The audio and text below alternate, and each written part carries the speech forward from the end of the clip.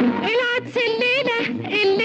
ليلة عيده، يا رب تبارك تبارك وتزيده، يا رب تبارك يا رب، يندلق العدس وينكب يا